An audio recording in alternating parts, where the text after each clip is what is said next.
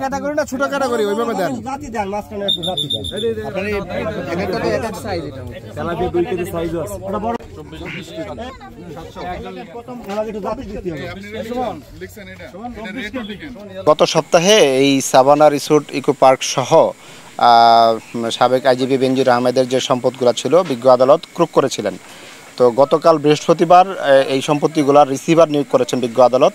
বিজ্ঞ আদালত এই সাভানা পার্কটি দেখাশোনার জন্য জেলা প্রশাসক মহোদয়কে নির্বাচন করেছেন এবং পুকুর যেগুলো আছে সেগুলা জেলা মৎস্য কর্মকর্তা এবং যে জমিগুলো চাষের জমি আছে সেগুলা আপনার কৃষি কর্মকর্তাকে নিযুক্ত করেছেন।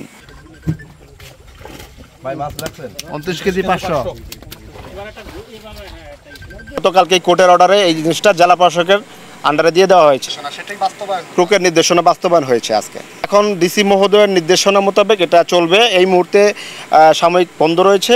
ডিসি মহোদয় তার অধীনস্থ কর্মচারীদেরকে দিয়ে এটা কিভাবে চালাবেন উনি দিক নির্দেশনা দেবেন পরবর্তীতে। আপাতত তো এখন তো এই মুহূর্তে লোকবলের ঘাটতি আছে, বিভিন্ন ধরনের সমস্যা আছে, এগুলো সমাধান করে জেলা প্রশাসক এটা চালানোর জন্যই মূলত রিসিভার নিয়োগ করা হয়েছে, যাতে এটা সচল থাকে, দেশের অর্থনীতিতে কাজে লাগে।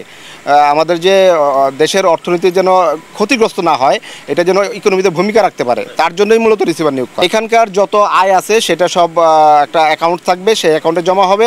পরবর্তীতে এটা বিচার হওয়ার পরে রাষ্ট্র যদি এটা অপরাধ সম্পত্তি হয় তাহলে বাজেয়াপ্ত হবে, আর যদি মনে করে যে না আসামির পক্ষে থাকে তাহলে আসামি ফিরে পাবে।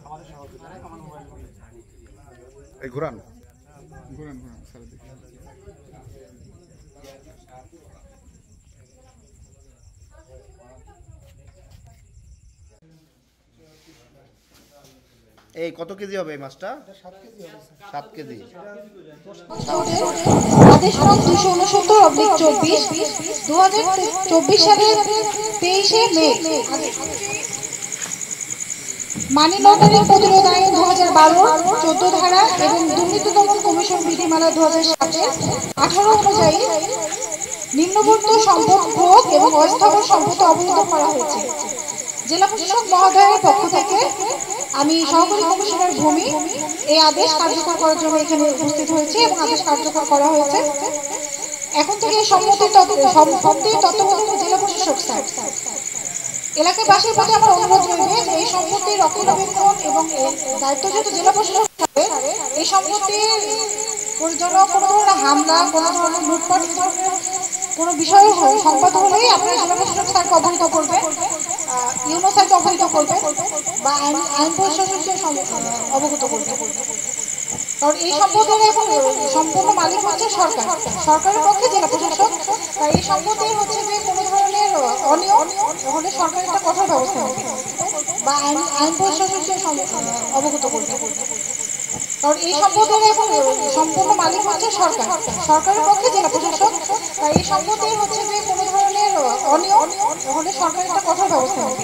সব সম্পত্তি তো ক্রোক করা হয়েছে। এখন ক্রোককৃত সম্পত্তিতে যেহেতু ওনার নামে এগুলি অনেকগুলি বেশিরভাগই রেকর্ড করা হয়েছে, ওনার নাম জারি করা আছে। এখন কারো যদি অভিযোগ থাকে যে আমার সম্পত্তি জোর করে দখল করা হয়েছে, সেটা তদন্তপূর্বক সে আদালতের মাধ্যমে ব্যবস্থা নেওয়া যাবে। আচ্ছা, যে রাস্তাটার বিষয়, এটাও তো প্রকৃত সম্পত্তির অংশ। আমরা আমাদের পরবর্তী মাসিক সমন্বয় সভায় এলজিডি যেহেতু থাকবে, তাদের কাছ থেকে আমরা রিপোর্ট নিয়ে তদন্ত করে আমরা দুদকের মাধ্যমে আদালতের সিদ্ধান্ত নিয়ে সেই রাস্তার বিষয়ে আমরা সিদ্ধান্ত নিব। মানে এই বিষয়টা পুরো বিষয়টা আদালতের বিচারাধীন বিষয়, আদালতের সিদ্ধান্তের আলোকে হবে, রায়ের আলোকে হবে।